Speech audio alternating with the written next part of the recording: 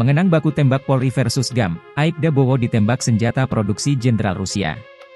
Aibtu Raden Sutrisno Wibowo, atau yang akrab disapa Bowo, berdiri tegak di halaman Mapolresta Banyumas, Jawa Tengah, Selasa, 11 Februari 2025. Dengan postur tubuh tinggi besar dan baret biru yang terpasang rapi di kepala, Bowo menjalankan tugas rutinnya sebagai anggota unit Provos Polresta Banyumas. Namun, di balik seragam PDL yang dikenakannya, terdapat kisah luar biasa yang menggambarkan ketabahan dan keberanian. Setelah lebih dari 24 tahun mengabdi sebagai anggota Polri, Bowo memiliki cerita yang tidak banyak diketahui orang. Bekas luka di tubuhnya merupakan tanda pengorbanan yang dia bayar dengan harga mahal.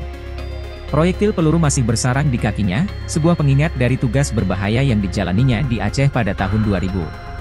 Saat itu, sebagai bagian dari Brimob Resimen 3 Pelopor Kelapa II, Bowo terlibat dalam operasi Sadar Rencong dan mengalami insiden menegangkan ketika ditembak oleh pasukan Gerakan Aceh Merdeka, GAM.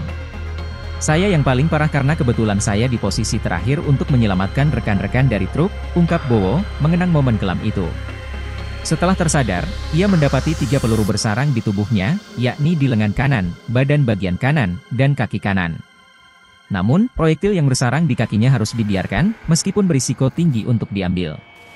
Proyektil peluru berasal dari senjata AK-47 Mikhail Kalashnikov adalah jenderal Rusia yang menciptakan senapan serbu jenis AK-47.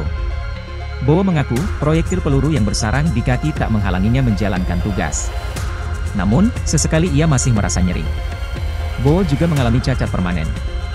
Apabila tidak menggunakan sepatu, telapak kaki kanannya tak bisa diangkat. Alhamdulillah sampai sekarang tidak ada kendala saat berdinas. Hanya kadang terasa nyeri, tapi sudah biasa, jadi tidak saya rasakan lagi, kata pria yang juga menjadi pelatih taekwondo ini.